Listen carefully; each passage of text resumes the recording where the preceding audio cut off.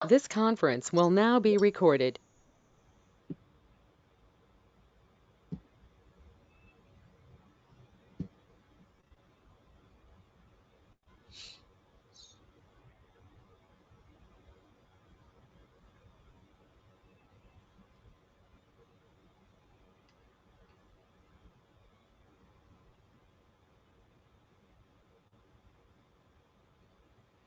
Welcome to Dr. TSPR show. This is Dr. Tangella Shiva Prasad Reddy alias Dr. TSPR. Namaste, Adab, hello.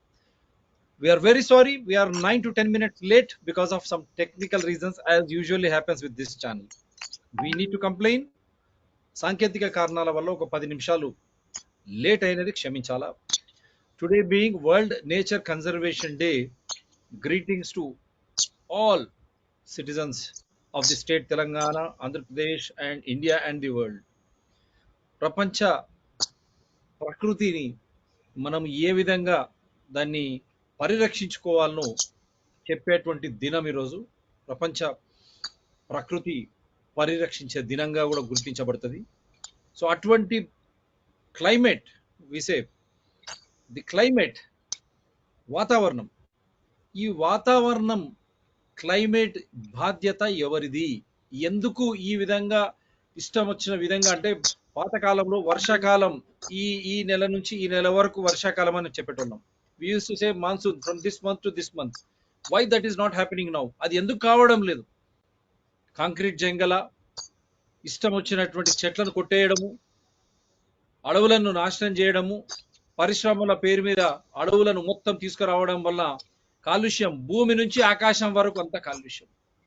Because of promoting industrialization at the cost of forest, greenery, and encouraging concrete jungles, polluting right from water to the sky.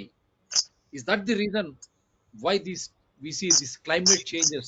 All of a sudden there will be burst, and all of a sudden heat waves, and all of a sudden rains. Why this abnormality? And who should be held responsible?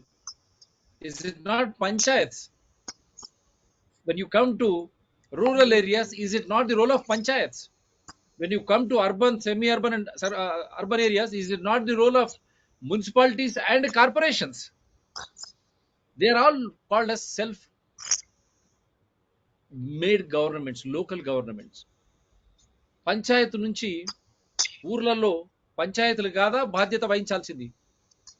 మన జీవన శైలి, ఈ వాతావరణ మార్పులకు అన్నిటికీ పంచాయతీలు కాదా మనం ఎన్నుకున్నటువంటి సర్పంచ్ నుంచి మీరు జిల్లా పరిషత్ వరకు? అదేవిధంగా పట్టణాలకు వస్తే పురపాలక సంస్థలు కాదా, కార్పొరేషన్లు, మున్సిపాలిటీలు కాదా బాధ్యత వహించాల్సింది? ఎక్కడ పడితే అక్కడ ఇష్టం వచ్చినట్టు తొవ్వేయడం, అడవులను నరికేయడం, పెద్ద పెద్ద భవనాలు కట్టడం, ఈ బాధ్యత అంతా పురపాలక శాఖది కాదా? Municipalities, is it not the responsibility of municipalities in cities and panchayats in rural areas? What are they doing? Why are they not coming to the rescue of suffering public? ఎందుకు ఈ పంచాయతీలు కానీ పురపాలక శాఖ వారు ప్రజలకు తీవ్రమైనటువంటి అసౌకర్యాలు, ఇబ్బందులు కలిగినప్పుడు ఎందుకు వారు విస్మరిస్తా ఉన్నారు? వారు బాధ్యత కాదా? అదే ఈరోజు చర్చ. మనకు డాక్టర్ టి ప్రభాకర్ రెడ్డి గారు, వారు economist come is a very concern citizen. వారు మనకు అతిథులు. Sir, welcome to the show. And ఒక చిన్న కొన్ని వీడియోలు ప్లే చేస్తాను నేను, తర్వాత వారి పవర్ పాయింట్ ప్రజెంటేషన్ ఉంటుంది. You want to greet everyone, sir, on the World Nature Conservation Day, and then after that I'll take it up. Andarki namaskaram. Good evening to all. I would like to extend my warm greetings on the occasion of Nature Conservation Day. ఈ రోజు మనందరం కూడా మన ప్రకృతిని ఏ విధంగా conserve చేసుకోవాలి, పరిరక్షించుకోవాలి, దాన్ని ఏ విధంగా ముందు తరాలకు అందించాలనేది ఈ రోజు మనం మాట్లాడుకుందాం. సో ముఖ్యంగా ప్రభుత్వాల యొక్క బాధ్యత గురించి, క్లైమేట్ క్రైసిస్ ని ఏ విధంగా అడ్రస్ చేయాలనే దానిపైన మనం మాట్లాడుకుందాం. ఒక చిన్న ఈ వీడియోలు చూస్తే కొద్దిగా కిందికి రండి సార్, మీ హెడ్ కొద్దిగా కిందికి రండి, కిందికి రండి, అది పైకి వెళ్తుంది సార్. ఇంకొద్ది పైకి వెళ్ళిపోయారు. ఓన్లీ చిన్, యువర్ చిన్ ఇస్ ఇంకొద్దిగా కొద్దిగా ఇంకొద్దిగా కిందికి రండి.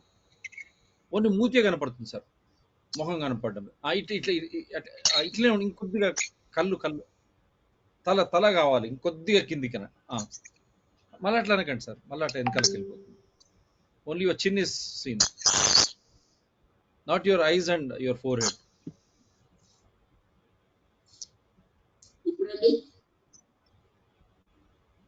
Sir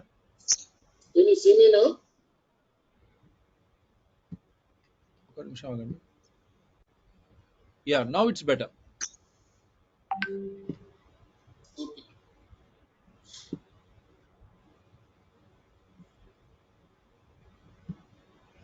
Just try to show you.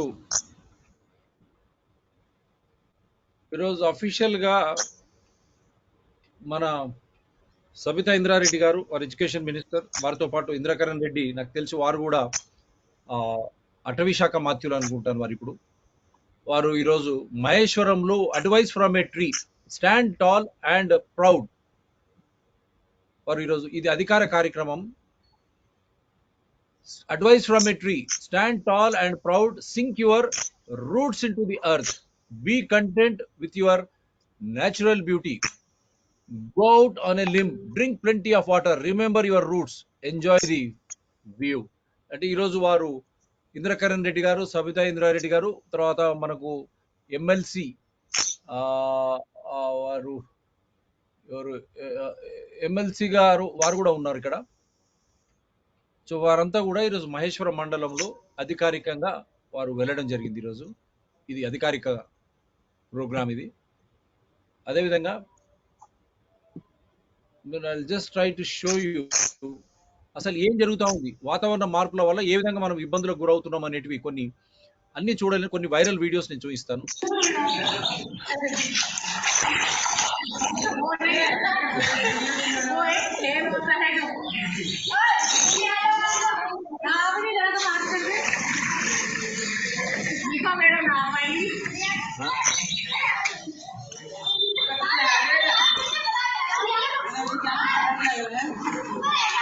In Uttar Pradesh, a teacher entering the school, flooded school, how children are helping her through the chairs.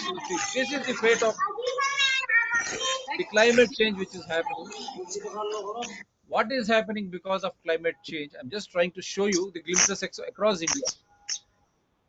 ఇది మన ఇక్కడ అటు చాదర్ఘాట్ చిన్న బ్రిడ్జ్ కి ఒక్క అడుగు కింది నుంచి ప్రవాహం కొనసాగుతోంది. మూసి భారీ వరదతో మూసారంబాగ్ బ్రిడ్జ్ చాలా వరకు దెబ్బతిన్నది. పెద్ద ఎత్తున చెత్త చెదారం నిండి ఉంది. వాటిని తొలగించేందుకు జీహెచ్ఎంసీ రంగంలోకి దిగింది. క్లీనింగ్ ప్రాసెస్ కొనసాగుతోంది. కొత్త బ్రిడ్జ్ నిర్మాణం కోసం ప్రయత్నాలు చేస్తామని నిన్న స్థానిక ఎమ్మెల్యే చెప్పారు. మూసారంబాగ్ బ్రిడ్జ్ పై రాకపోకలకు ఇంకా సమయం పట్టే ఛాన్స్ అయితే ఉంది. ట్రాఫిక్ డైవర్షన్ కంటిన్యూ అవుతోంది. సేఫ్టీ కోసం ఏర్పాటు చేసిన ఫెన్సింగ్ కొట్టుకుపోయింది. బ్రిడ్జ్ ని క్లీన్ చేసేందుకు 100 మంది జీహెచ్ఎంసీ సిబ్బంది శ్రమిస్తున్నారు.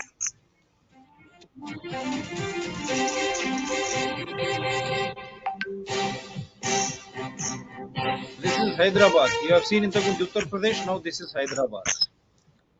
డీటెయిల్స్ శ్రవణ్ అందిస్తారు. శ్రవణ్, మూసీకి వరద తగ్గిన చాలా ఏరియాల్లో బురద అలాగే ఉండిపోయింది కదా, అప్డేట్స్ ఏంటి? Just trying to show you climate change, climate crisis వల్ల ఏమవుతుంది, what is that which is going to happen because of this climate crisis. Just trying to show you some videos. చాలా వచ్చాయి, but I'm going to limit myself only to some videos.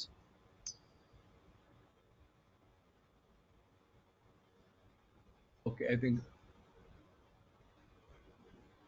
there's another one, satirical, how Hyderabad potholes ahead, no swimming, no fishing, and no, you jump, I jump. So this is gone viral here. So how they have even attached Vijayalakshmi Gadwal GHMC online. What is happening in Hyderabad because of climate crisis? How there have been potholes in Hyderabad. and they're enacting a famous scene from a movie, an English movie. And this is another one. This video has no sound. Okay, just watch. The Brahmanawadi people face recurring hardships as water overflows from lake bed due to heavy rainfall submerging the entire area. Brahmanawadi at Begumpet. I'm showing you some areas how the government is lethargic. The municipality who are supposed to come to our rescue, how lethargic they have become.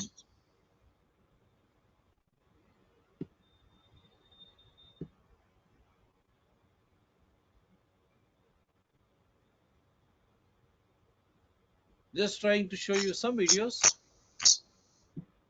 before we go back to our guest. There have been many videos, but I'll just show you only some. Across India, across Telangana, across Andhra Pradesh, they have been sharing videos.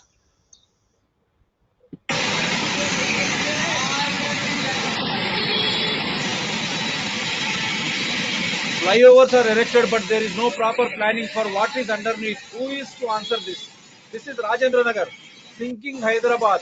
Hyderabad rains Astapu. Begumpet, ikkada ani చూపించాం. I've shown you Musarambag and Old City and horrible. You can't even imagine. Old City I've been showing since yesterday.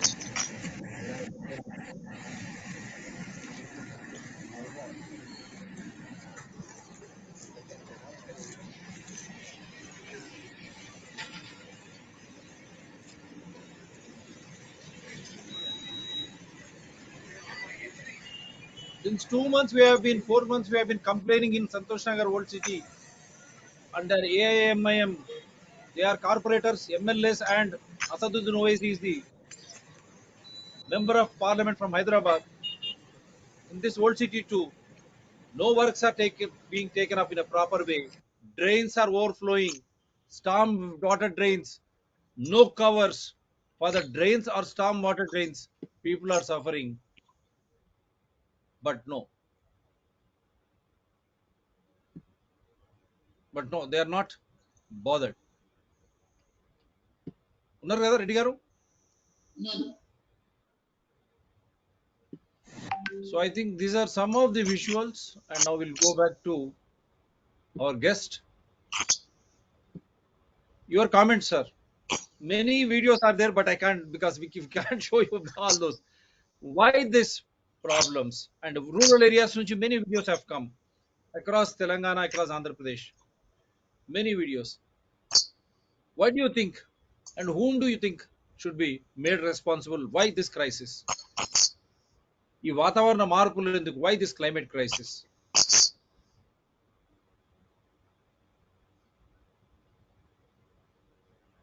You want me to play your PPT, or first you will answer this and then we'll go back? No need, PPT, no need. Yeah. First of all, I would like to extend my apologies for technical reasons. And secondly, I would like to extend my greetings to all on the occasion of Nature Conservation Day. Coming to what you asked now, the situation is very pathetic. It is really very horrible. Poor man, the vulnerable sections are really leading a very, very horrible life without any basic civic amenities, either in rural areas or in urban areas. తెలుగులో ఒక మాటలో చెప్పాలంటే బాధ్యతారాహిత్యమైన ప్రభుత్వాలు వీటికి బాధ్యులు. when I say బాధ్యతారాహిత్య ప్రభుత్వాలు అన్నప్పుడు వాళ్ళ డ్యూటీస్ వాళ్ళు సక్రమంగా నిర్వర్తించినప్పుడు, ప్లానింగ్ తో ఎగ్జిక్యూషన్ చేసినప్పుడు, ప్రజల అవసరాలను దృష్టిలో పెట్టుకొని వాళ్ళకి బేసిక్ సివిక్ అమ్యూనిటీస్ కలిగించినప్పుడు ఈ క్లైమేట్ చేంజ్ అనేది ఎంతో కొంతవరకు మనం అధిగమించడానికి అవకాశం ఉంటుంది. Then what is climate change? It's a very buzzword very often. Shall I show the PPT? Shall I show you the PPT? Yeah, please you can show. Yeah. But before I show you the PPT, but this is not the first year, Prabhakar Reddy garu. Last 2-3 years, every monsoon season, this has been happening. Not this. This is not the first time, and that too in spite of having world's best Indian meteorological department's 4 warnings. అంటే వాతావరణ శాఖ ముందస్తు సమాచారం ఇచ్చినా కూడా ఎప్పుడు వర్షం పడుతుంది, ఎక్కడ పడుతుంది, ఎంత పడుతుంది, how much rain, which place, which date, with time, they are giving you prior information. In spite of that, why this lethargy? Why people are being made to suffer? And England, you have seen, they have increased abnormally the taxes, municipal taxes gani, urlo village lo gani, the taxes are being collected huge, in a huge way. Etla, how do you look at this scenario before I go to your PPT? నేను ఒక మాటలో చెప్పాలంటే it is nothing but lack of good disaster management staff. Lack of good disaster management staff. Secondly, which is again more important, the commitment towards the basic civic amenities provision. ఇది లేదు, ప్రభుత్వాల దగ్గర సరైన planning లేదు, ప్రజలకి అవసరాలకు తగ్గట్టుగా, కనీస అవసరాలకు తగ్గట్టుగా వాళ్ళు ఏర్పాటు చేసుకోకుండా గాలికి వదిలేసి వాళ్ళు ఇంకేదో పనులు చేపట్టడం, ఎందులోనో బిజీగా ఉండడం, ఇదంతా ఒక కారణం అయితే, ఇంకొక వైపు క్లైమేట్ చేంజ్ అనేది globally it is really affecting everyone. When I say climate change, the long term mean trend in temperature and rainfall has increased globally. We know pretty well that the temperatures are going up. How do we really address it? దాన్ని మనం planning చేసుకోవాలి కదా. కేంద్ర రాష్ట్ర ప్రభుత్వాలు సరైన పక్కా ప్రణాళికతోని ముందుకెళ్ళినట్లయితే, మరియు అంతకంటే మరి ముఖ్యంగా లోకల్ సెల్ఫ్ గవర్నమెంట్స్ ని తమతో పాటు తీసుకెళ్లి వారి ద్వారా అమలు చేసినట్లయితే మనకి ప్రాబ్లమ్స్ ఇంతగా ఉండేటివి కాదు అని నేను అంటున్నాను. ఒక మాటలో చెప్పాలంటే abnormal rainfall, droughts and floods, the droughts and floods including disturbed rainfall, untimely rainfall and extreme weather events, all these can be described as climate change. So when we are expected to have, our viewers are asking you to keep yourself a bit away from the camera so that your face can be seen. కొద్ది వెనకాలకు పోమంటున్నారు, ఇంకా మీరు కొద్ది ఇంకా వెనకాలకు పోండి, అది అట్లనే పెట్టి now it's okay, it's okay, అది అక్కడనే ఉండే. నేను ఇన్స్ట్రుమెంట్ కాదు, మీరు కొద్ది వెనకాలకు పోయి గట్టిగా మాట్లాడండి, కొద్ది వెనకాలకు వెళ్ళండి. సాఫ్ India, they are watching you. కొద్ది వెనకాలకు వెళ్ళండి, కొద్ది వెనకాలకు. Don't touch the instrument. Ya, this is it. Don't touch the instrument, don't touch the, let the instrument be there. Prabhakar Reddy garu, let the instrument be there. ఇట్లా యా, మీరు గట్టిగా మాట్లాడండి సరిపోతుంది. Because they wanted to, ya, this is better. Ya, better. కొద్ది గట్టిగా మాట్లాడండి సరిపోతుంది. Yes, better sir, ఏం చేయకండి. Ya, better. కొద్ది గట్టిగా మాట్లాడండి. సో క్లైమేట్ చేంజ్ అనేది ఒక రకమైనటువంటి క్లైమేట్ క్రైసిస్. దీన్ని అడ్రస్ చేయడానికి కేంద్ర రాష్ట్ర ప్రభుత్వాలే కాకుండా మనకు ఈ స్థానిక ప్రభుత్వాలను కూడా కలుపుకొని పోయినట్లయితే వాళ్ళ యొక్క పాత్ర చాలా ముఖ్యమైనది, గణనీయమైనది. మీరు ఒక్కసారి reserve bank of India report చూసినట్లయితే during COVID-19 how local self governments have played a key role in addressing the pandemic situation. చాలా చక్కగా వాళ్ళు పనిచేశారు. అదే విధంగా మనం ఇప్పుడు క్లైమేట్ చేంజ్ ఇంపాక్ట్ ని అడ్రస్ చేయడానికి ఎందుకు మనము వాళ్ళని ప్రిపేర్ చేయలేకపోయాము, వాళ్ళని ఎందుకు కూడా తీసుకెళ్ళలేకపోయాం అనేది ఒక ముఖ్యమైన అంశం. మీ అందరికీ తెలుసు, ఈ క్లైమేట్ చేంజ్ ఏదైతే ఉందో ఇది ఇంటెన్స్ డ్రౌట్స్ వస్తున్నాయి మనకి. అవి ఎందుకు వస్తున్నాయి? ఎల్నినో, లానినా ఎఫెక్ట్స్ అనేటివి ఉన్నాయి. ఇలాంటి పరిస్థితి ఉన్నప్పుడు, మనకు అర్థమైనప్పుడు, ప్రిడిక్షన్స్, ఫోర్కాస్ట్ ఉన్నప్పుడు ప్రభుత్వాలు విధిగా ప్లాన్ చేసుకొని వాటికి తగ్గట్టుగా చర్యలు తీసుకోవడం అనేది ముఖ్యాంశము. ఇది missing, this is the missing link. So రెండవది, వీటి కారకాలు ఎవరు? Yeah, please. Shall I show you a PPT? One second. Your PPT is here, and as you rightly said, RBI also today came out. That also I'm showing it on the screen. RBI report says banks are not taking climate change related risks seriously. Yeah. This is from the RBI. Yeah. It says banks are not taking climate change related risks seriously because everything, whatever bank does, it is related to the basic amenities. Am I right, sir? The living of the You're right. people. So Yeah. banking is directly related to the living conditions, basic amenities, and through which they lead their life, they make money, and they come to the banks. And banks are supposed to lend for what? For basic amenities, sir. And then for industries or whatever it is, for education and all. But if you are missing all these opportunities because of lack of proper amenities because of climate change, banks should have addressed it. Every bank in a local area is equally responsible, like a self-government like panchayat as well as municipalities. Yep. Yeah ఇప్పుడు ఒకసారి అంటే brief గా దీని background చూసినట్లయితే కేంద్ర రాష్ట్ర ప్రభుత్వాలే కాకుండా స్థానిక ప్రభుత్వాల యొక్క పాత్ర ఉంది అన్నప్పుడు వాటిని మోటివేట్ చేయాల్సింది, వాటిని సమాయత్తం చేయాల్సింది, వాటిని కూడా తీసుకెళ్లాల్సిన బాధ్యత రాష్ట్ర ప్రభుత్వం పైన ఉంటుంది. అయితే ఎందుకు అంటే మీరు ఒకసారి బ్యాక్గ్రౌండ్ చూస్తే 73, 74 రాజ్యాంగ సవరణలు పంచాయతీలను ఏ విధంగా గుర్తించారు, పంచాయతీల యొక్క కీలకమైన పాత్ర ప్లానింగ్ మరియు ఎకనామిక్ డెవలప్మెంట్ అని చెప్పబడింది. అంటే ఏ విషయం కొరకైనా ఏ పని చేయాలన్నా ఒక ప్రణాళికతో పకడ్బందీగా ఆర్థికాభివృద్ధి కొరకు గ్రామాల్లో కానీ పట్టణాల్లో కానీ పనిచేసే ప్రభుత్వాలే స్థానిక ప్రభుత్వాలని చెప్పడం జరిగింది.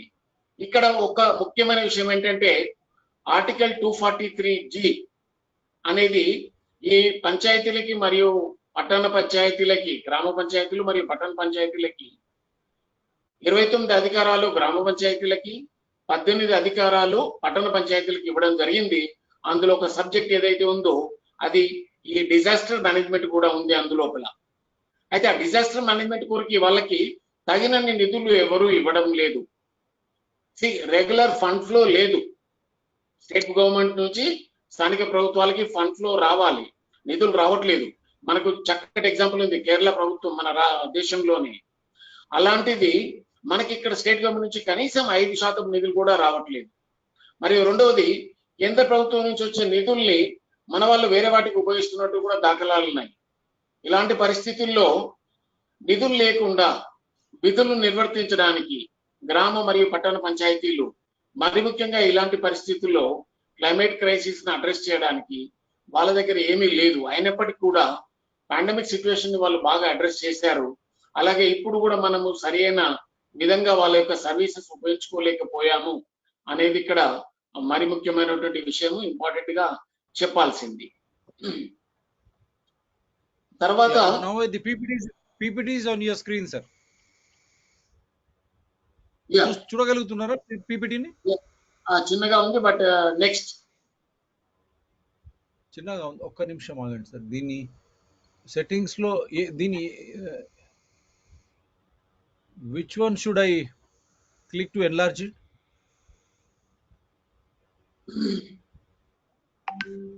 Okay, now it's better. Better? పర్వాలేదు, నాకు ఇక్కడ ఉంది. అవునా? అది యాక్చువల్గా ఇది please you leave it to audience, they'll have a look at it. is this okay now? Yeah, fine.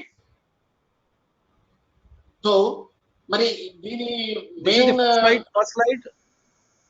Yeah, this is the first slide. Yeah, exactly. Yeah, go ahead, sir, please. Yeah, so having said about what is climate change, having described what is climate change, now let's look at who are the culprits, which are the sectors that are really contributing to this climate change mainly. We know pretty well that the use of fossil fuels is the main culprit. మరి ముఖ్యంగా sector wise చూసినట్లయితే construction industry is the biggest polluter, then followed by cement industry, then followed by steel, aluminum, glass. These are all the main polluters and contributing to the climate change. So therefore, we have the remedy for this. We have the answers. When it comes to construction, we have solid evidence to go in for green building concept. But we are not going in for green building concept. Still we are going in concrete RCC formula. ఎందుకు ఇలా చేస్తున్నాము? ఈజీగా అవుతుంది and problem లేదు, తొందరగా అవుతుంది. But దీనివల్ల climate change అనేది మనకు పెద్ద ప్రాబ్లం అవుతుంది అనేది వాళ్ళు దాన్ని అర్థం చేసుకోకుండా ఈ గ్రీన్ బిల్డింగ్ కాన్సెప్ట్ ను పక్కన పెట్టేసి మిటిగేషన్ ఎఫర్ట్స్ ఏం లేకుండా గవర్నమెంట్ ఆఫ్ ఇండియా ఎంత చెప్పినప్పటికీ కూడా ప్రభుత్వాలు కావచ్చు లేకపోతే పాలసీ మేకర్స్ కావచ్చు ఎంత చెప్పినప్పుడు కూడా వాళ్ళు అంటే కార్యాచరణలో పెట్టకుండా ముందుకెళ్తున్నారు. సో ఇది ఒక వంతు ఒకవైపు ఉన్నట్లయితే, మరొక వైపు ఈ పవర్స్ ఏవైతే ఇచ్చారు కానీ వాటికి తగినట్టుగా నిధులు ఇవ్వలేదు. కేంద్ర రాష్ట్ర ప్రభుత్వాలు నిధులు ఇచ్చాయి కానీ నిధులు ఇవ్వలేదు. నిధులు లేనంతసేపు వాళ్ళు ఏమీ చేయలేరు. కాకపోతే there are different examples. There are some examples which have proved very well that when you involve the local self-governments, they can really address. How will they address? I'll come to that little later. Before that, I would like to mention two things. One is Article 243G. Second one is Article 243H. Article 243G says that there are certain designated powers given to the rural local bodies as well as urban local bodies. We say 29 and 18 respectively. So మరి ఈ powers ఇచ్చినప్పుడు, ఈ functions ఇచ్చినప్పుడు ఆ functionaries ని transfer చేయాలి, funds release చేయాలి. We call it as a devolution of 3 F's. Functions, functionaries and funds, they need to be transferred to the local self-governments by the state government. So this is where the crux of the problem lies.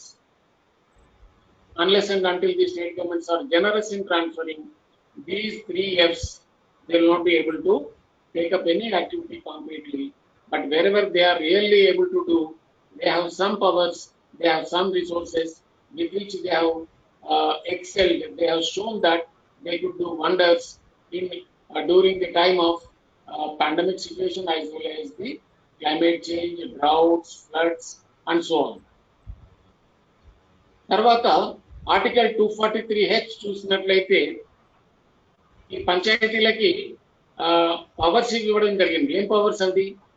Panchayats are the only governments which can impose taxes after the central and state governments. వేరే ప్రభుత్వాలకి ఏం లేదు.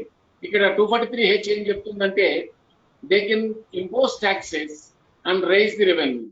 వాళ్ళకున్న limited resources, at the most property tax, దానికి కూడా political problems ఉన్నాయి. So కాబట్టి ఇది ప్రాక్టీస్ లో they will not be able to mobilize enough resources. Whatever resources that they have raised, it is enough for maintaining salaries and the wages of the limited staff.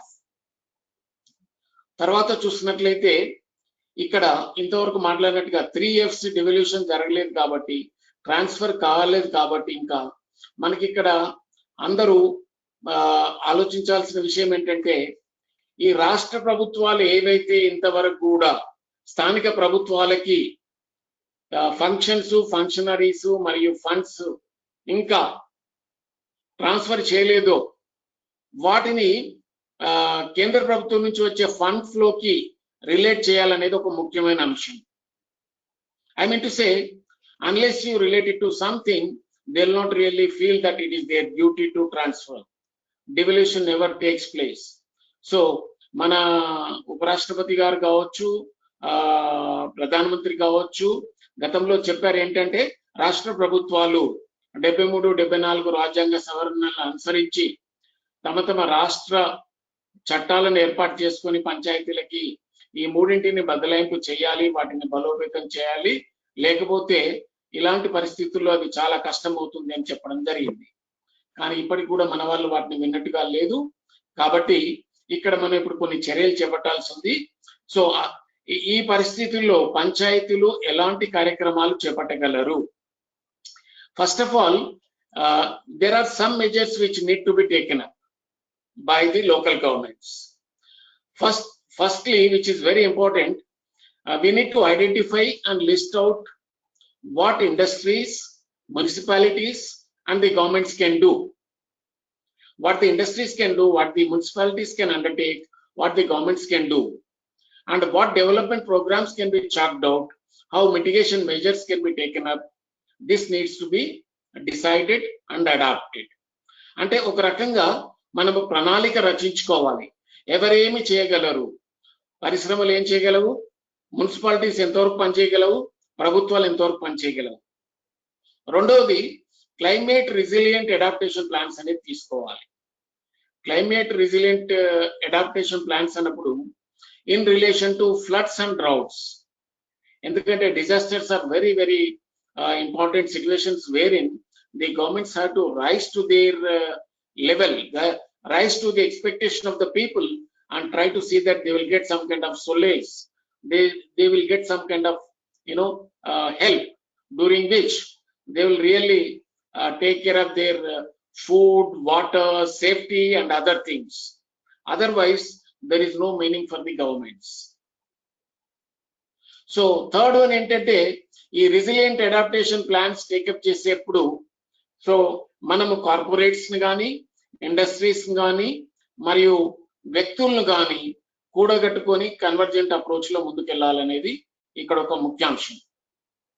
When I say convergence approach, it is drawn from the collective theories. What is this collective theory? Collective theory says that we need to invite all the people, all the stakeholders together and explain the problem, and let us understand the problem and try to resolve collectively with our traditional wisdom, then with our resources, with our action plan, etc. So ఇక్కడ ఏమవుతుందంటే, అందరూ కలిసి కూర్చొని plan చేసుకొని ముందుకెళ్లాల్సినప్పుడు at the level of gram panchayat or at the level of municipality, we should have a participatory local area climate action plan. I repeat once again, during natural calamities like this,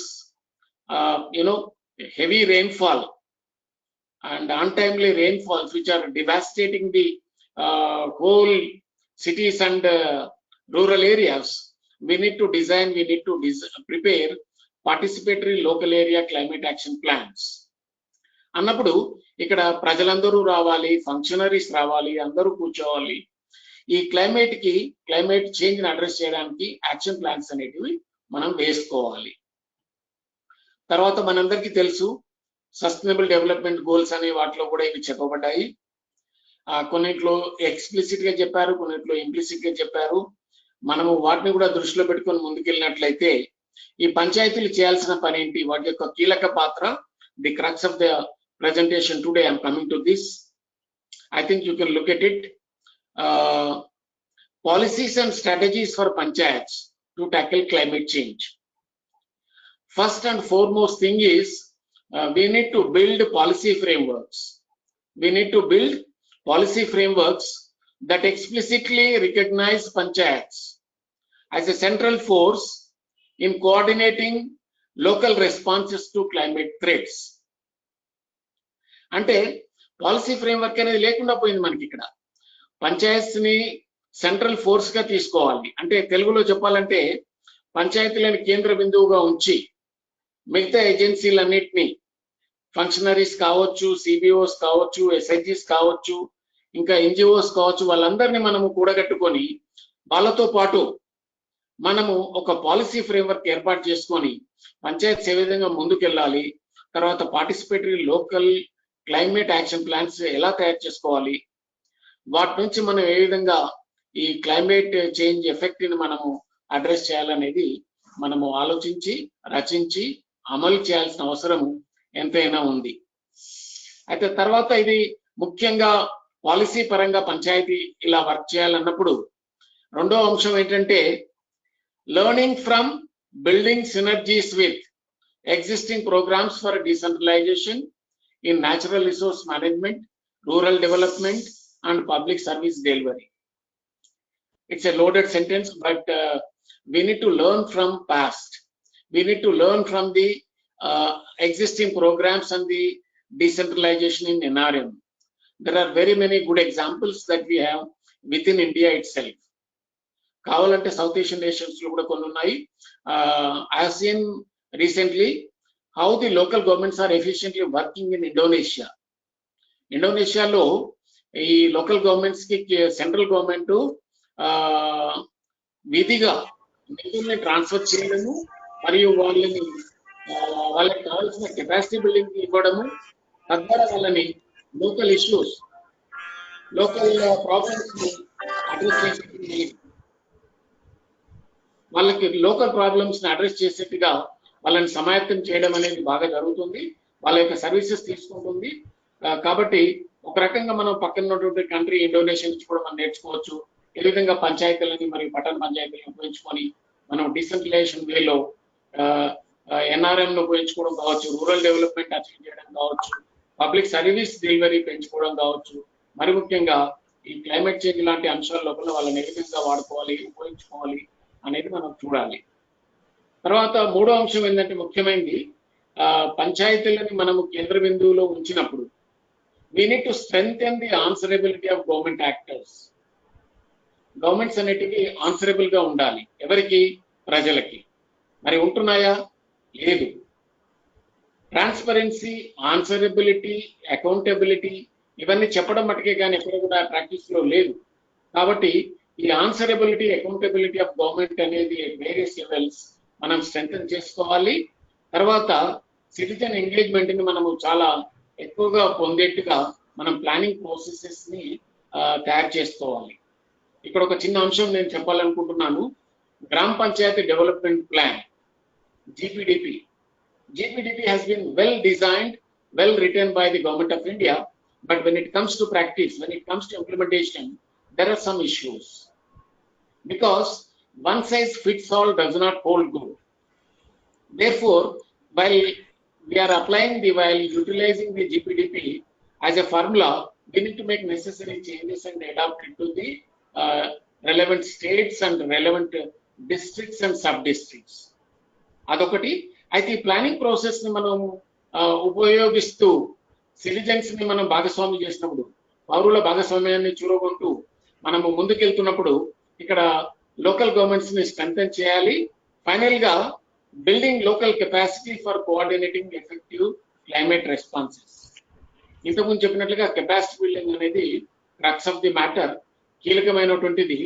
ఈ స్థానిక ప్రభుత్వాల యొక్క capacities మనము from time to time వాళ్ళని పెంచినట్లయితేనే వాళ్ళు ఎలాంటి విపత్తునైనా ఎదుర్కోవడానికి సిద్ధంగా ఉంటారు. కాబట్టి వారికి లోకల్ గా మనం వాళ్ళ యొక్క కెపాసిటీస్ పెంచాలి.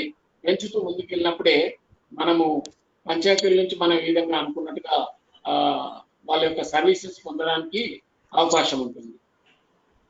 తర్వాత ఇంకొక ముఖ్యాంశం ఏంటంటే, ఈ పంచాయతీలు కేంద్ర బిందువుగా ఉంచినప్పుడు క్లైమేట్ చేంజ్ రెస్పాన్స్ ఏ విధంగా ఉండాలి.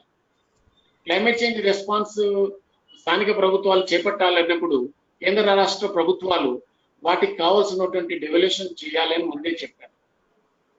ఇంకొక అడుగు ముందుకేసి చూసినట్లయితే, panchayats need secure discretionary powers. నేనేమంటానంటే, panchayats need to have some discretionary powers.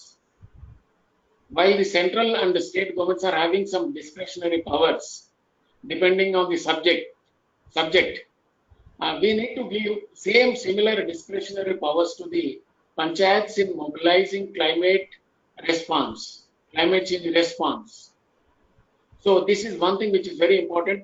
Nowhere in India they have discretionary powers that are given to the panchayats. Therefore, they will not be able to take up in an adequate fashion, in an expected manner. Intentions may be there, but they may not be able to implement it in the full spirit. So therefore, provision of discretionary powers to the panchayats is one of the basic things, basic requirements for ensuring climate change response. తర్వాత second point ఏంటంటే, panchayats require focused assistance for coordinating technical and administrative inputs from state and central agencies. ఇంతకుముందు చెప్పినట్లుగా మనము plans కానీ programmes కానీ central లెవెల్లో, కేంద్ర ప్రభుత్వం లెవెల్లో, రాష్ట్ర ప్రభుత్వం లెవెల్లో మనం రచించినప్పటికీ వాటి అమలు గ్రామాల్లో, పట్టణాల్లో, లోకల్ లెవెల్లో జరుగుతాయి కాబట్టి అక్కడ మనకి పంచాయతీలకి ఒక రకమైనటువంటి అసిస్టెన్స్ ఇవ్వాల్సి ఉంటుంది. Unless we provide required assistance to the panchayats at the local level, it would be difficult to coordinate with the technical and administrative departments, and more importantly with state and central agencies. ఇప్పుడు కేంద్ర రాష్ట్ర ప్రభుత్వాల మధ్య technical గా మరియు administrative గా inputs పొందుతూ వాటిని ఉపయోగిస్తూ పనిచేయడానికి ఒక రకమైనటువంటి అసిస్టెన్స్ ఉండాలి అనేది ఇక్కడ ముఖ్య అంశం. It is not only financial assistance, but also technical and administrative inputs needed to be given to panchayats. ఇంకొక అంశం ఏంటంటే panchayats need to become platforms for information exchange. This has been talked in several contexts by different agencies, but in the case of climate change response, panchayats need to become a platform wherein we can get information exchange, integration of climate related responses between different state administrative bodies and sectoral agencies. And a complete well-knit program, well-knit system should be there. A cohesive, well-knit system which will be able to ensure that there will be a very good rapport between different levels of government, different departments, administrative bodies, and different sectoral agencies. ఇవన్నీ ఉన్నప్పుడు panchayats can become a platform which can collect and disseminate the information about all these. And if you look at the Philippines is successful in utilizing their traditional knowledge, especially during climate crisis. They know pretty well that when will be the next tsunami, when will be the next natural calamity, where it is going to occur. With their traditional knowledge, with their systems in place, and they are able to predict and inform the people in advance and take care of the people who are in the vulnerable situation. అలాగే మనం కూడా పంచాయతీలను ఒక చక్కటి platform గా తయారు చేసినట్లయితే information exchange కాకుండా ఒక చక్కటి ఇంటిగ్రేటెడ్ ఫ్యాషన్ లో ఈ రకరకాల లెవెల్స్ ఆఫ్ గవర్నమెంట్ లో డిఫరెంట్ పీపుల్ తో కోఆర్డినేట్ చేసుకుంటూ పనిచేసినట్లయితే మనం అనుకున్నటువంటి క్లైమేట్ చేంజ్ రెస్పాన్స్ అనేది సాధించవచ్చు అని నేను అనుకుంటున్నాను. చివరిగా ఇంకొక ముఖ్యాంశం ఏంటంటే panchayats need mechanisms of accountability, including both answerability and enforcement. When I say accountability, it is not simply accountability in terms of answerability, but also enforcement. So panchayats need to have some kind of mechanisms wherein they can independently, as a power, they can enforce the accountability of the governments to the people.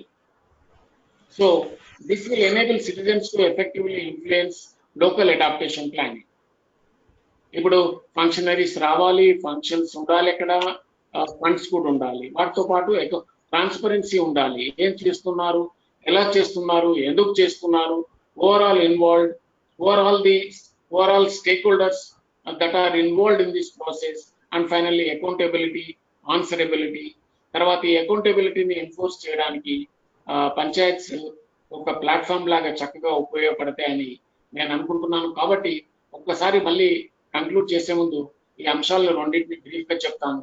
ఒకటి, పంచాయత్స్ ని మనము ఒక పద్ధతిలో climate change ని address చేయడానికి policy framework develop చేసి వాటిని ముందుకు తీసుకెళ్ళాలి, వాటిని స్ట్రెంథెన్ చేయాలి, వాటికి లోకల్లీ కెపాసిటీ బిల్డింగ్ చేయాలి.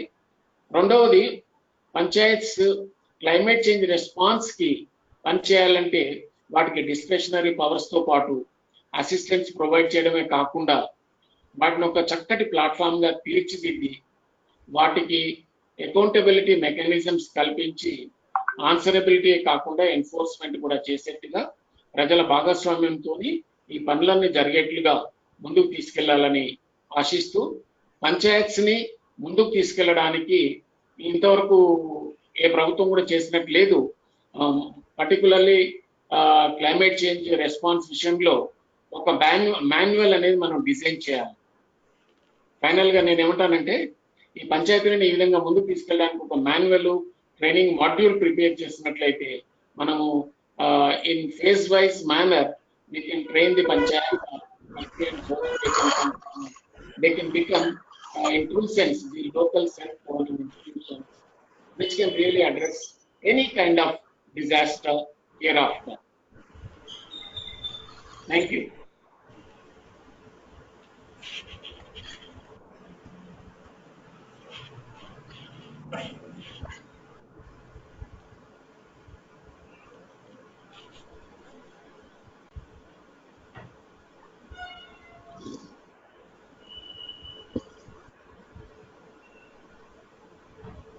Reddy, any questions?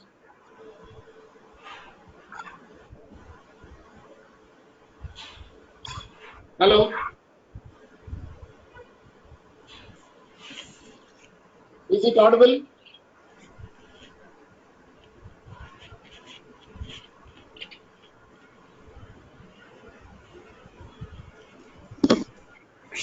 Hello. Please unmute your mic. Unmute your mic, Dr. Shuprasad garu. Unmute your mic. Yes.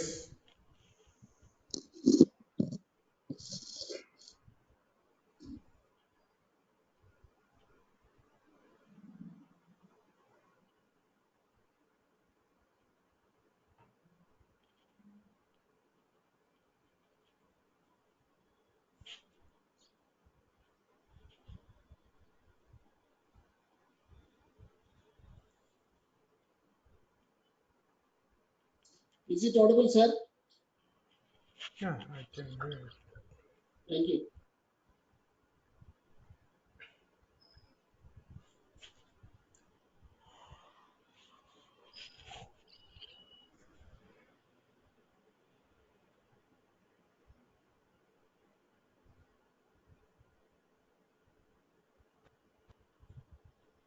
Is it okay?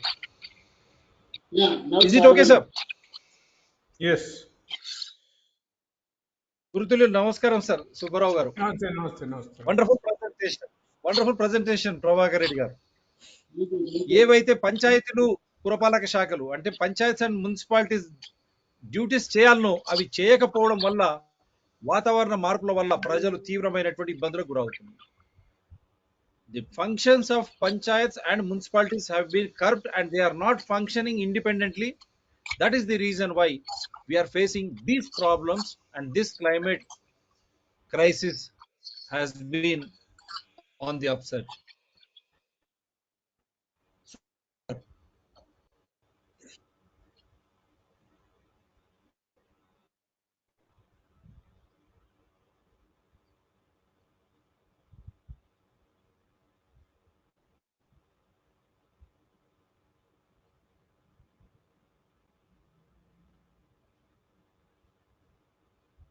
మీరే సుబ్బారావు గారు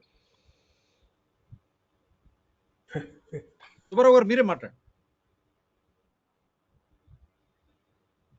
Congratulations, Prabhakar Reddy garu. Panchayat సిస్టమ్కి ఏమేమి ఉండాలి అన్నవి మీరు చాలా బాగా వివరించారు. 73rd, 74th అమెండ్మెంట్లో లోకల్ గవర్నింగ్ బాడీస్కి ఏవేవి చేయగలుగుతాయి అన్నది చాలా వివరంగా ఇచ్చారు.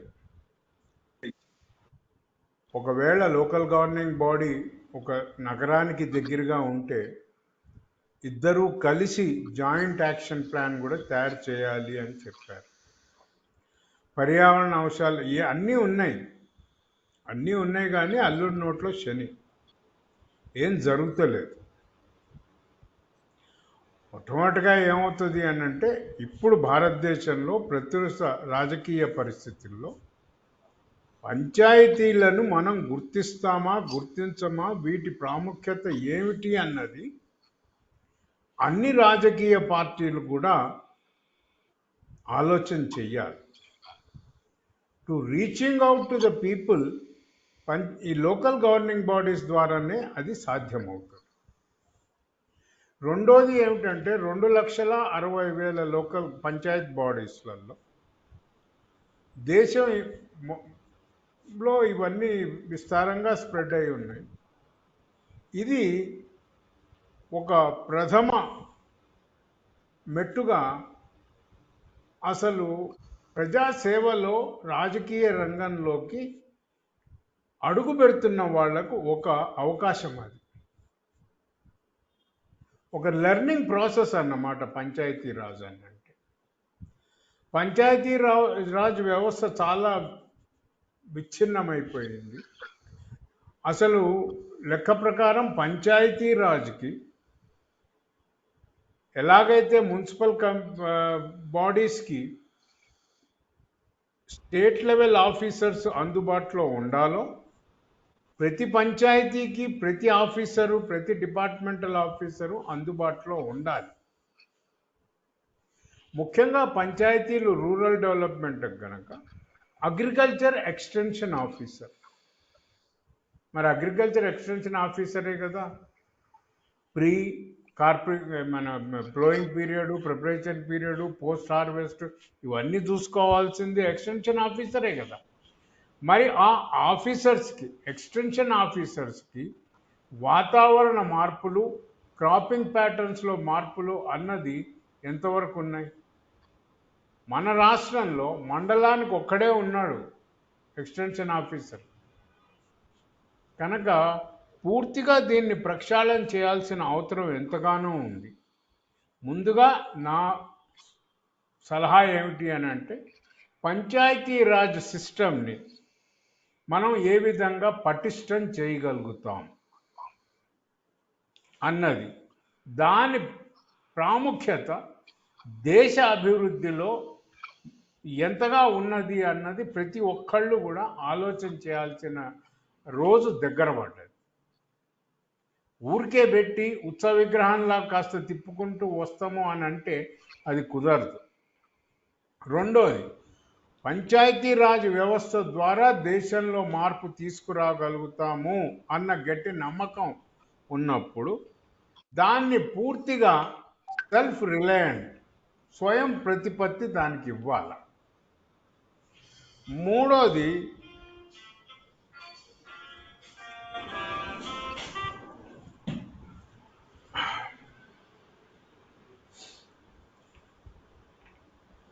మిగతా ప్రభుత్వ శాఖలతోటి దీనికి సరైన సమన్వయం కూర్చాలి. ఈ శాఖలలో ఉన్న ఆఫీసర్స్కి ఒక బాధ్యత అప్పగించాలి. అరే అబ్బాయి పంచాయతీరాజ్, నువ్వు ఇక్కడికి వెళ్ళాలి, ఇది చెప్పాలా అన్నారు. ఆ తర్వాత మీరు ఈ అంశాన్ని చాలా బాగా తీసుకొచ్చారు. కెపాసిటీ బిల్డింగ్ అన్నది నా అనుభవం. గత 25 ఏళ్ళుగా నేను రూరల్ డెవలప్మెంట్ ఇన్స్టిట్యూట్కి వెళ్తూ ఉంటాను, వస్తూ ఉంటాను. ఎప్పటికీ ఆఫీసర్లు వస్తారే కానీ ట్రైనింగ్కి ఎలక్టెడ్ రిప్రజెంటేటివ్స్ రారు. మరి వాళ్ళకి కదా మనం చెప్పాల్సింది.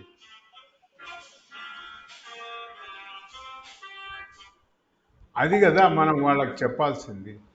మనకు అది చెప్పాల్సింది వాళ్ళకి అది ఉన్నప్పుడు మరి మనం ముఖ్యంగా కెపాసిటీ బిల్డింగ్ అన్నది పంచాయతీరాజ్ వాళ్ళకి చెప్పాలి, ఎలక్టెడ్ పీపుల్స్ రిప్రజెంటేటివ్స్కి చెప్పాలి.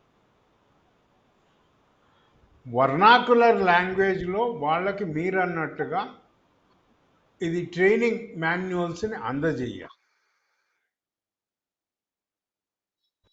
సో ఇవి చాలా, ఎందుకనంటే లోకల్ నాలెడ్జ్, లోకల్ ఎక్స్పీరియన్సెస్, దాన్ని బట్టి మనం ఏ విధంగా దీన్ని పటిష్టం చేయగలుగుతాము అన్నది పదే పదే మనం ఆలోచన చేయాలి. దీన్ని ఆ దిశగా నడిపించడానికి మనం ఒక చిన్న సైజు ఉద్యమం లాంటిది కూడా తీసుకురావాల్సిన అవసరం ఉంటుంది. ఇది నేను అనుకున్నాను. నాకు ఈ అవకాశం ఇచ్చినందుకు నమస్కారం.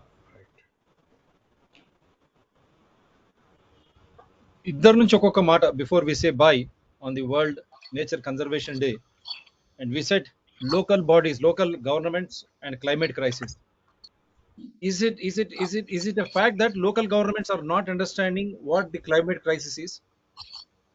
అంటే ఈ సంస్థలు, ఈ ఈ ప్రభుత్వాలు ఏవైతే మనం చెప్తా ఉన్నామో, పంచాయతీ కానీ పురపాలక శాఖ ప్రభుత్వాలు వాతావరణంలో సంక్షోభం కానీ మార్పును కానీ అర్థం చేసుకునేటువంటి పరిస్థితి లేదా? దానివల్లనే అక్కడ ఊర్లలో కానీ ఇక్కడ పట్టణాల్లో కానీ ప్రజలు ఇబ్బందికి గురవుతున్నారా? ప్రభాకర్ రెడ్డి గారు. ప్రభాకర్ రెడ్డి. నేను అనుకునేది ఏంటంటే ఎలక్టెడ్ రిప్రజెంటేటివ్స్ అందరికీ అవగాహన ఉండకపోవచ్చు, ఉండొచ్చు. ఈ క్లైమేట్ చేంజ్ అనేది కారణాలు ఏంటి అనేది క్లియర్ గా స్పష్టంగా ప్రజాప్రతినిధులకు అందరికీ తెలిసి ఉండొచ్చు, తెలియకపోవచ్చు. కానీ అధికారులకైతే తెలుసు, ప్రభుత్వాలకైతే తెలుసు. కానీ మనం ఇంకా కూడా ఏమంటానంటే అవేర్నెస్ జనరేషన్ చేయాలి. ప్రజాప్రతినిధులకు కావచ్చు, లోకల్ లెవెల్లో ప్రజలకు కావచ్చు, అవేర్నెస్ జనరేషన్ ఒక క్యాంపెయిన్ మోడ్ లో తీసుకురావాలి. El Niño, La Niña effect, global warming, climate change అంటే ఏంటి, వీటి వల్ల అకాల వర్షాలు, డ్రౌట్స్, మన పంటలు నష్టపోవడము, ఇతరత్ర ఇవన్నీ మనం క్లియర్ గా స్పష్టంగా అవేర్నెస్ జనరేషన్ లో చెప్పాల్సిన అవసరం ఉంది. కాకపోతే ఈ పంచాయతీ ప్రతినిధులు కావచ్చు, రాష్ట్ర ప్రభుత్వాల ప్రతినిధులు కావచ్చు, వారు తమ తమ లెవెల్లో వాటిని అర్థం చేసుకొని వాటికి నివారణ చర్యలు అనేవి తీసుకోవాలి. అది జరగట్లేదు అనేది ఇక్కడ శోచనీయం. వాళ్ళు ఎందుకు దీన్ని సీరియస్ గా తీసుకోవట్లేదు? ఇప్పుడు మీరు మొదట్లో అన్నారు మెటీరియాలజీ డిపార్ట్మెంట్ కావచ్చు, వాతావరణ శాఖ, ఇంకా ఇతరత్ర కూడా ఈ రోజు ఇన్ని రోజులు వర్షాలు పడుతున్నాయని క్లియర్ గా చెప్పినప్పటికీ కూడా దానికి తగినట్టుగా డిజాస్టర్ మేనేజ్మెంట్ స్టాఫ్ ని మనం పారాఫెర్నాలియా మెషినరీని దగ్గర పెట్టుకోకుండా మనము గాలికి వదిలేసి చివరికి ప్రివెంటివ్ కాకుండా క్యూరేటివ్ మెజర్స్ లాగా వర్షాలు వచ్చి వరదలు వచ్చిన తర్వాత అప్పుడు ఆదుకోవడం అనేది కరెక్ట్ కాదు. సో ప్రజలు తమ తమ ఆస్తిని కోల్పోతున్నారు, నష్టపోతున్నారు. కాబట్టి ఇది ముఖ్యంగా నేను అంటాను ప్రభుత్వాల బాధ్యత, కేంద్ర రాష్ట్రాల ప్రభుత్వాల బాధ్యత. వాళ్ళు వాటిని గుర్తించి ముందుగానే ప్రణాళికలు వేసుకొని చక్కగా వీటిని ముందుకు తీసుకెళ్లాలి. వీటిని జరగకుండా వీటి వల్ల లైఫ్ కావచ్చు, లైఫ్ స్టాక్ కావచ్చు, లైవ్లీహుడ్స్ కావచ్చు పోగొట్టుకోకుండా వారిని రక్షించాల్సిన బాధ్యత ప్రభుత్వాల మీదనే ఉంటుంది. మనము లోకల్ గవర్నమెంట్స్ ని అనలేము, ఎందుకంటే వారికి ఉన్నది పరిధి తక్కువ, నిధులు తక్కువ. విధులు ఉన్నప్పుడు కూడా ఇవ్వలేదు, విధులు ఇవ్వాల్సి ఉన్నప్పుడు కూడా ఇవ్వలేదు, డెవల్యూషన్ ప్రాసెస్ జరగలేదు. కాబట్టి పంచాయతీలను మనం నిందించలేము, బ్లేమ్ చేయలేము. కాకపోతే కేంద్ర రాష్ట్ర ప్రభుత్వాలు ఖచ్చితంగా వీటిని పరిగణలోకి తీసుకొని స్థానిక ప్రభుత్వాలని కూడా తోడుగా తీసుకొని వెళ్తూ అవేర్నెస్ జనరేట్ చేయాలి, నిధులు ఇవ్వాలి, ముందుకు తీసుకెళ్ళాలి. అప్పుడే సాధ్యమవుతుంది. అట్లీస్ట్ రాబోయే రోజుల్లోనైనా ఈ ప్రభుత్వాలు గుర్తించి వీటిని అడ్రస్ చేస్తాయని నేను ఆశిస్తాను. బరోబర్. ముఖ్యంగా ఏమిటి అని అంటే చాలా జనరేషన్ గ్యాప్స్, అంతరాలు వచ్చినాయి. ఇప్పుడు డాక్టర్ రాజిరెడ్డి గారు అగ్రికల్చర్ యూనివర్సిటీలో సుమారుగా ఒక 200 క్లైమేట్ రైతు క్లబ్స్ అంటూ ఆయన ఎస్టాబ్లిష్ చేసింది. రైతు కన్నా ఎక్కువ క్లైమేట్ చేంజ్ ముఖ్యమంత్రికి తెలుస్తుందా? తెలియదు కదా. మత్స్యకారులనండి, రైతులనండి, అటవీ సంపద మీద ఆధారపడి బతుకుతున్న ట్రైబల్స్ అనండి, వీళ్ళకి తెలిసినంతగా వాతావరణంలో మార్పులు ఎలా వస్తున్నాయి, దాని ప్రభావం వాళ్ళ జీవనోపాధి మీద ఎలా పడుతున్నది అన్నది ఏ శాస్త్రవేత్త కూడా చెప్పలేడు. కానీ ఏమవుతుంది అని అంటే దీన్ని అక్కడ లోకల్ స్థానిక సంస్థల దగ్గర దీన్ని వాళ్ళ ఎజెండాలోకి అసలు చేరడం లేదు.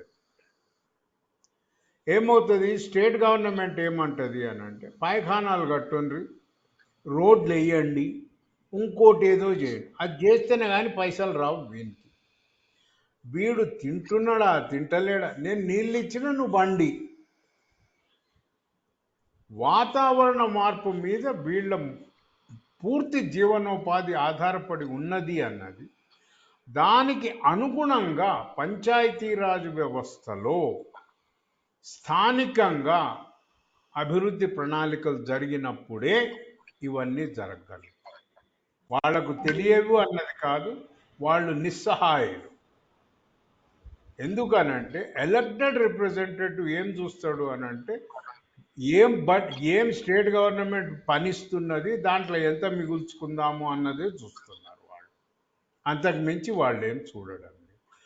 రెండో ఉదాహరణ నేను చెప్తాను అనంటే, మన రాష్ట్రం అంతా కూడా ప్రతి పంచాయతీలో, ప్రతి మున్సిపల్ కార్పొరేషన్లో బయోడైవర్సిటీ రిజిస్టర్స్ ఈ పాటికి ఎస్టాబ్లిష్ అయి ఉండాలి.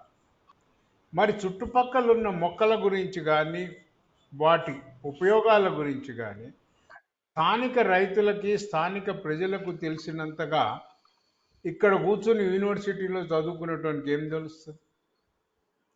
ఈ రోజుకి కూడా బయోడైవర్సిటీ రిజిస్టర్స్ ఎస్టాబ్లిష్ కాలేదు. బయోడైవర్సిటీ రిజిస్టర్స్ ఆధారంగా ఆ పంచాయతీకి, ఆ కమ్యూనిటీకి ఏ పెటెంట్ రైట్స్ వస్తాయి, దాన్ని ఏమంటాం మనము, వాళ్ళకు రావాల్సిన రాయల్టీ వస్తుంది అన్నది ఏ ప్రభుత్వ సంస్థ అయినా చెప్పిందా? మొక్కల గురించి అయితే వాళ్ళకి తెలుసు కదా, ఇలాంటి ప్రొవిజన్ ఉందని చెప్తున్నారా? ఏమవుతున్నది అని అంటే, ఈరోజు ప్రతీదీ కూడా కేంద్ర ప్రభుత్వం దక్కినంతగా దాని కంట్రోల్లో పెట్టుకుందాం అనుకుంటుంది, రాష్ట్ర ప్రభుత్వం తగ్గినంతగా దాని కంట్రోల్లో పెట్టుకుందాం. అలాంటప్పుడు లోకల్ సంస్థలు దేన్ని కన్జర్వ్ చేయాలా, ఎలా వాడుకోవాలా అన్నది పోయింది. దాన్ని మరొక్కసారి ఈరోజు ప్రపంచ కన్జర్వేషన్ డే గనక, ప్రకృతి సంరక్షణ దినం గనక, ఈ హక్కులు, ఈ ప్రాథమిక హక్కులు పంచాయతీలకి, లోకల్ గవర్నింగ్ బాడీస్ అన్నింటికి చేరాలి అన్నది మనం ఒక్కసారి ఈ ఛానల్ ద్వారా అందరికీ తెలియజేద్దాం. Thank you. Wonderful, wonderful. So this is Prabhakar garu చెప్పండి, ప్లీజ్ చెప్పండి సార్. సుబ్బారావు గారు మంచి అంశాన్ని తీసుకొచ్చారు. బయోడైవర్సిటీ యాక్ట్ వచ్చి దాదాపుగా 20 సంవత్సరాలు అవుతుంది. దాని తర్వాత బయోడైవర్సిటీ బేసిక్ థింగ్ ఇప్పటి వరకు కూడా లేదు అంతటా. ఎవరో ఎన్జిఓలు, కొంతమంది ఎన్లైటెండ్ పీపుల్ 2002, 3, 4లో బయోడైవర్సిటీ రిజిస్టర్స్ కొన్ని గ్రామ పంచాయతీల్లో తయారు చేయడం అనేది జరిగింది. కాకపోతే రాష్ట్రం మొత్తం జరగలేదు. బయోడైవర్సిటీ యాక్ట్ వచ్చి 20 ఏళ్ళు అయినా బయోడైవర్సిటీ యాక్షన్ ప్లాన్ ఇప్పటికీ జరగలేదు. ఒక 5-6 రాష్ట్రాల్లో జరిగింది మన దేశంలో. ఇప్పుడు ఆలోచిస్తున్నారు. అది కూడా మనలాంటి వాళ్ళు ఇలాంటి ఛానల్స్ లో అప్పుడప్పుడు ప్రశ్నిస్తున్నప్పుడు బయోడైవర్సిటీ యాక్షన్ ప్లాన్ అనేది అవసరము, ఆ యాక్షన్ ప్లాన్ ఉండాలి, దాని ద్వారా మనము బయోడైవర్సిటీని కన్జర్వ్ చేసుకోవడానికి పంచాయతీలే కావచ్చు, ప్రజలే కావచ్చు, వాళ్ళని ఏ విధంగా కూడా తీసుకెళ్లాలనేది ఇప్పుడు ఆలోచన చేస్తున్నారు అనేది నాకు తెలిసిన విషయము. ఇప్పుడిప్పుడే ప్లాన్ చేస్తున్నారు. సో ఇంతవరకు 20 ఏళ్ళ నుంచి మనం ఏం చేయలేదు. కాబట్టి బయోడైవర్సిటీ అనేది మనం కన్సర్వ్ చేసుకోవాలి. చక్కటి అంశం. థ్యాంక్ యూ సుబ్బారావు గారు. థ్యాంక్స్. ఇది ముఖ్యంగా ఎందుకు అని అంటే, ఇప్పుడు ఏ పరిస్థితిని వివరించకుండా రాష్ట్ర ప్రభుత్వం, కేంద్ర ప్రభుత్వం భూముల్ని పారిశ్రామిక వేళలకి, రియల్ ఎస్టేట్ వాళ్ళకి, రిసార్ట్స్కి ఇచ్చేస్తున్నారు. మరి బయోడైవర్సిటీ ఇన్ఫర్మేషన్ని ప్రజలకు చెప్పకుండా, నువ్వు ఆ భూముల్ని ఎప్పుడు వాళ్ళకి తెలియకుండా ఉన్నప్పుడే నువ్వు ఇచ్చుకుంటావు. అందుకనే రాజకీయ పార్టీలన్నీ కూడా ఈ బయోడైవర్సిటీ రిజిస్టర్స్ని ఎస్టాబ్లిష్ కాకుండా అడ్డం పడుతున్నాయి అన్నది చాలా క్లియర్గా తెలుస్తుంది. దీన్ని మనం ప్రజల ముందుకు తీసుకెళ్ళి ఈ నగ్న సత్యాన్ని, అయ్యా మీరు మీ భూములు, మీ చెట్లు, మీ వీటివి విలువలు తెలుసుకోండి. గవర్నమెంట్ అడగంగా నీడ బిల్డింగ్లు వస్తాయని ల్యాండ్స్ ఇవ్వకండి. Okay, thank you sir. నమస్తే. Wonderful, wonderful take. I think on World Nature Conservation Day, ప్రపంచ ప్రకృతి పరిరక్షణ దినోత్సవం నాడు ఒక కీలకమైనటువంటి అంశాలు ఈరోజు ప్రస్తావనకు వచ్చినాయి. ఈ ఛానల్ ద్వారా ఇద్దరు అతిథుల ద్వారా వచ్చినటువంటి ఈ సమాచారం, వారు పెడుతున్నటువంటి ఈ సమాచారాన్ని కేంద్ర రాష్ట్ర ప్రభుత్వాలు పార్లమెంటులో, అసెంబ్లీలో, అదేవిధంగా పంచాయతీలు, తమ విలేజ్ సెక్రటరియట్ అంటారు, గ్రామ సచివాలయాల్లో, పురపాలక శాఖ మున్సిపాలిటీస్ కానీ, మున్సిపల్ కార్పొరేషన్స్లో కానీ, మున్సిపాలిటీస్లో వాళ్ళు ఒక తీర్మానం చేయాలి. ఏమి తీర్మానము అంటే, మొదటి తీర్మానం, ప్రతి గ్రామ పంచాయతీలో, ప్రతి మున్సిపాలిటీలో, పురపాలక శాఖ, ప్రతి మున్సిపల్ కార్పొరేషన్లలో జీవన వైవిధ్యానికి సంబంధించినటువంటి సమాచారాన్ని అక్కడ పొందుపరచాలి. రెండవ అంశం, పంచాయతీలకు, పురపాలక శాఖలు, పురపాలక సంస్థలకు స్వయం ప్రతిపత్తి, వారికి పాలన చేసే విధంగా ఏదైతే 73, 74 సవరణలు చేశారో దానికి అనుగుణంగా పాలన స్వచ్ఛందంగా, స్వేచ్ఛగా ఈ జీవ వైవిధ్యమైనటువంటి సమాచారాన్ని అందుబాటులో పెట్టుకొని పాలన సాగిస్తూ ఆ విధంగానే ప్రకృతిని సంరక్షించే ఉపాయం ఇదే ఈరోజు పెద్ద తీర్మానం. తద్వారా ఈ వాతావరణ మార్పులు, ఈ సంక్షోభాన్ని మనం అధిగమించవచ్చు. In English, two big declarations out of this live show today on the World Nature Conservation Day by our honorable guests. While discussing, it is very clear that the biodiversity registers should be established in every gram panchayat, municipality and municipal corporations. In this regard, parliament and state assemblies across India should make an amendment stating that this is a must if you have to conserve nature. Otherwise, it is nothing but fooling people, exploiting people, destroying nature and environment of India. Likewise, every country too. The same thing happens. So, biodiversity registers should be established in every panchayat, municipality. This should be the act, and this should be placed in accordance with the new statutory law. Only then every gram panchayat or municipality understands what is their natural resource, how they can protect it, how they can conserve it. Only that way they can avoid this climate crisis. Otherwise, it is nothing but destroying, destructive way entire Indian subcontinent. The second pertinent issue is very clear, that the demarcation of powers, the powers should be alienated to panchayats, gram panchayats, municipalities, as amendment 73 and 74 very clearly states that panchayats and municipalities and municipal corporations should function independently with their available resources, as we are claiming in the first declaration, by having the biodiversity registers. The natural resources in that area can be documented.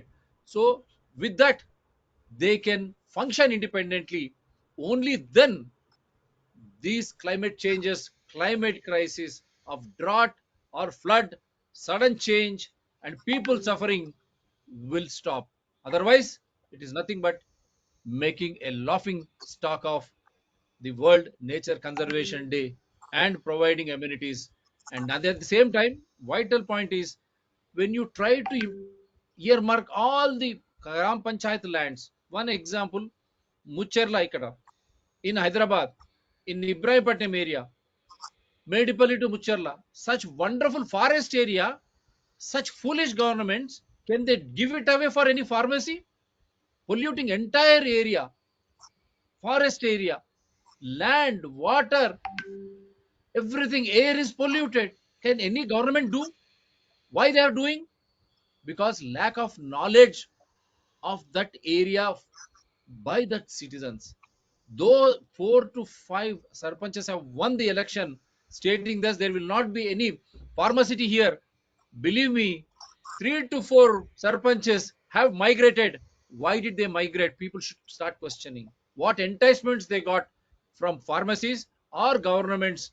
What are the, because many politicians, administrators, I'm not feeling shy, have their stakes in these companies. Otherwise, why are they promoting, knowing well that the pharma industry or garment industry are the most polluted industries in the world, along with cement, steel, otherwise. So, concerned citizens, on this day, wake up. It's a wake up call for you. Last 3 years, 4 years on this channel, thanks to our Guruji Purushottam Reddy Garu and Gurutullilu Subbarao Garu, 7.5 hours, 8 hours marathon discussions we had. Flooding, urban flooding, rural areas flooding, temperatures changing. In spite of that, if people don't change, the same thing is happening today also. Even this day in July 2022, we are suffering the same. ఇంకా మనం మార్చుకోకపోతే పౌరులారా, మనం మారకపోతే ఇదే విధమైనటువంటి బాధలు, వాతావరణ సంక్షోభాన్ని ఎదుర్కోవాల్సి వస్తుంది. మన జీవన విధానాలన్నీ మొత్తం మటుమాయమైతాయి. కాబట్టి మొత్తం మన చేతుల్లోనే ఉంది. Everything is in our hands as we are citizens with constitutional authority. We ourselves are a constitution. మనమే రాజ్యాంగ వ్యవస్థ కాబట్టి ప్రశ్నించు, వాడికి చెప్పు. సుబ్బారావు గారు చెప్పినట్టు, నా భూమి నేను ఇవ్వను. నువ్వు భూమి అంతా రియల్ ఎస్టేట్స్ కు, భూమి అంతా పరిశ్రమలకు ఇస్తే తినడానికి, సాగు చేయడానికి భూమి ఎక్కడ ఉంటుందయ్యా? తినడానికి ధాన్యం వద్దా? ఈ వ్యవసాయం ద్వారానే మనం పరిరక్షించుకోవచ్చు. ఒక్క వ్యవసాయమే కాదు, మీరు పరిశ్రమలకు భూమి ఇస్తే వారు చెప్పినట్టు జీవన వైవిధ్యం గలటువంటి అన్ని నాశనం అవుతాయి. అక్కడ ఎడారి మిగులుతుంది, అక్కడ కంక్రీట్ జంగల్ అవుతుంది. కాబట్టి ఆలోచన చేయండి పౌరులారా అని ఈ షో ద్వారా కోరుతాం. Thank you very much sir. Thank you very much. Good night sir.